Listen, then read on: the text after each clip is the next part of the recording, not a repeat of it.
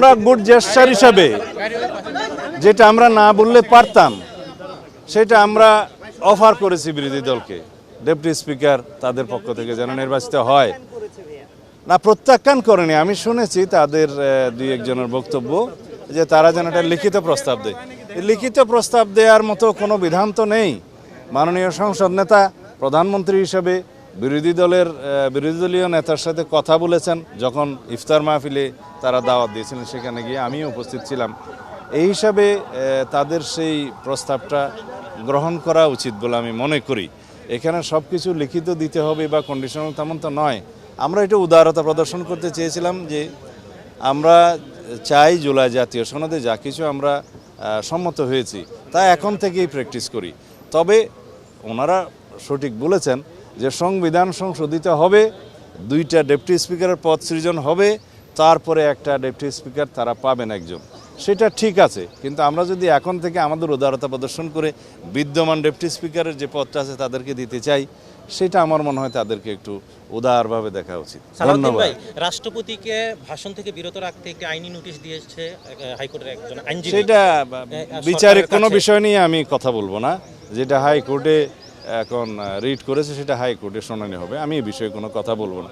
তবে রাষ্ট্রপতি হচ্ছে একটা প্রতিষ্ঠান, ব্যক্তি নয়।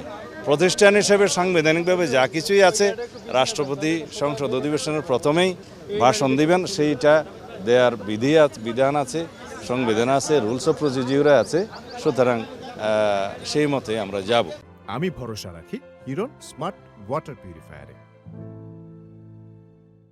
বাংলাদেশের সংসদীয় ইতিহাসে সংসদ সদস্য এবং মন্ত্রী প্রতিমন্ত্রীগণদের সাথে যে ওরিয়েন্টেশন প্রোগ্রাম বা অনেকটা ট্রেনিং সেশনের মতো এর ইতিহাস আছে।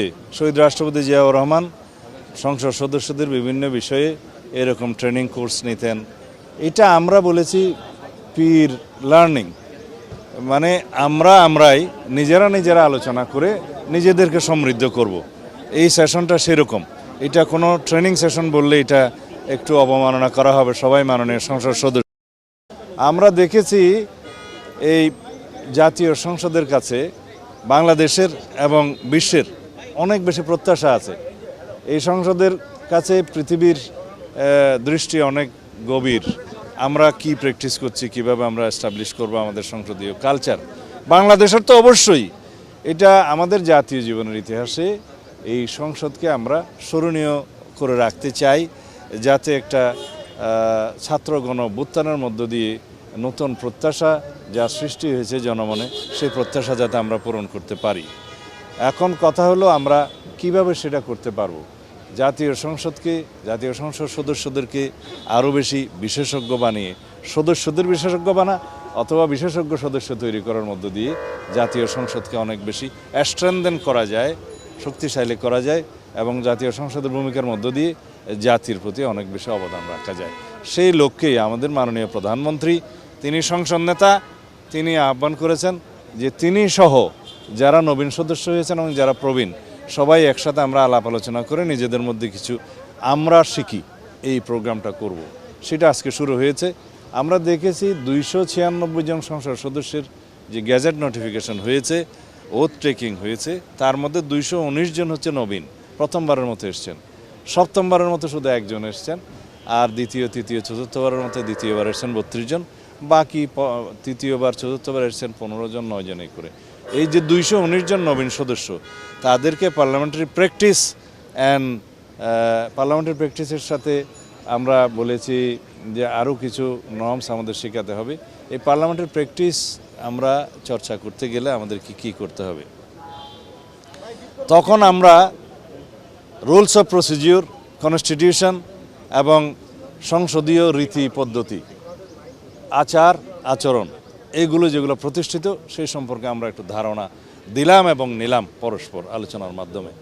তার মধ্যে সংসদে সদস্য হিসেবে সংসদে প্রবেশের পর থেকে, প্রথম দিন থেকে আমরা সংসদের ভিতরে কি ভূমিকা পালন করব, রুলস অফ প্রসিডিউর অনুসারে আমরা কোন বিধিতে আমরা নোটিশ দেব, কোন বিধিতে আলোচনা করব, কোন বিধিতে পয়েন্ট অফ অর্ডারে কথা হবে, এবং আইন প্রণয়নের কাজে যাতে আমরা যথেষ্ট মনোযোগী হই। জাতীয় সংসদের যেহেতু সবচেয়ে গুরুত্বপূর্ণ অংশ হচ্ছে আইন প্রণয়ন করা, সেই হিসাবে সংসদ সদস্যদের ভূমিকা কী, বিল কারা উপস্থাপন করবেন, প্রাইভেট মেম্বার্স ডে কী, এবং সরকারি বিল উত্থাপনের পরে সেই বিলের প্রসিডিউর কী, ফার্স্ট রিডিং কীভাবে হবে, সেকেন্ড রিডিং কীভাবে হবে, থার্ড রিডিং কীভাবে হবে, তারপরে সেই বিলটা কীভাবে আইনে পরিণত হবে, সেখানে সংসদ সদস্যদের কী গঠনমূলক ভূমিকা হবে ইত্যাদি সম্পর্কে আমরা আমাদের কথাবার্তা বলেছি, পরস্পর আলোচনা করেছি।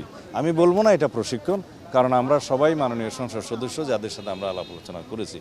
এইখানে বিরোধী দলের ভূমিকা কি হবে, বিরোধী দলের মধ্যে যারা বিভিন্নভাবে প্রশ্ন উত্থাপন করবেন তাদেরকে কিভাবে যৌক্তিকভাবে উত্তর দেওয়া হবে, মোকাবিলা করা হবে সংসদীয় রীতিতে, সেই বিষয়গুলো আমরা এখানে উত্থাপন করেছি। এবং লিডার অফ দ্য হাউসের ভূমিকা কী, উপনেতার ভূমিকা কী, বিরোধী দলের নেতার ভূমিকা কী, হুইপদের ভূমিকা কী, এ সম্পর্কে আমরা আলোচনা করেছি। একটা বিস্তারিত আমরা আইডিয়াস কমিউনিকেশন করেছি, ডিসেমিনেট করেছি, যাতে করে আমরা সমৃদ্ধ হই সকল সংসদ সদস্য। এইভাবে আমরা চাই আমাদের পার্লামেন্টারি কালচারকে আমরা আরও শক্তিশালী করতে। এই পার্লামেন্টারি কালচার এমন হবে না যেগুলো দেখে মানুষ আমাদেরকে ভর্ৎসনা করবে। এই পার্লামেন্টারি কালচার এমন হবে তখন মানুষ বলবে আমরা এরকমই একটি জাতীয় সংসদ দেখতে চেয়েছিলাম। ধন্যবাদ।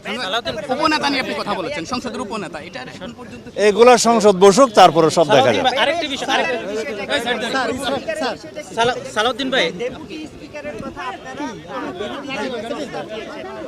এটা যেটা আপনি বলছিলেন এবার অন্যরকম একটা সংস্কার আমরা গুড জেস্টার হিসাবে যেটা আমরা না বললে পারতাম সেটা আমরা অফার করেছি বিরোধী দলকে। ডেপুটি স্পিকার তাদের পক্ষ থেকে যেন নির্বাচিত হয়, না প্রত্যাখ্যান করেনি। আমি শুনেছি তাদের দুই একজনের বক্তব্য যে তারা যেন একটা লিখিত প্রস্তাব দেয়। এই লিখিত প্রস্তাব দেওয়ার মতো কোনো বিধান তো নেই।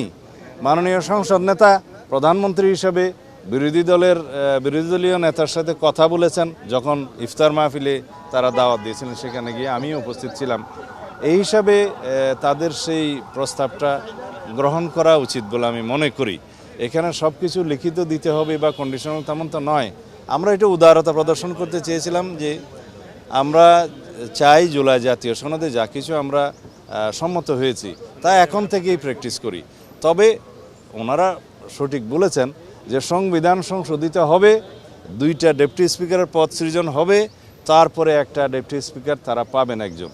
সেটা ঠিক আছে, কিন্তু আমরা যদি এখন থেকে আমাদের উদারতা প্রদর্শন করে বিদ্যমান ডেপুটি স্পিকারের যে পদটা আছে তাদেরকে দিতে চাই, সেটা আমার মনে হয় তাদেরকে একটু উদারভাবে দেখা উচিত। সালাউদ্দিন ভাই, ধন্যবাদ। রাষ্ট্রপতিকে ভাষণ থেকে বিরত রাখতে একটি আইনি নোটিশ দিয়েছে হাইকোর্টের একজন আইনজীবী। সেটা বিচারিক কোনো কাছে। বিষয় নিয়ে আমি কথা বলবো না।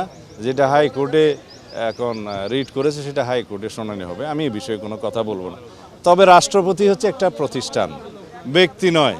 প্রতিষ্ঠান হিসেবে সাংবিধানিকভাবে যা কিছুই আছে রাষ্ট্রপতি সংসদ অধিবেশনের প্রথমেই ভাষণ দিবেন, সেইটা দেওয়ার বিধান আছে, সংবিধান আছে, রুলস অফ প্রসিডিউরে আছে। সুতরাং সেই মতে আমরা যাব।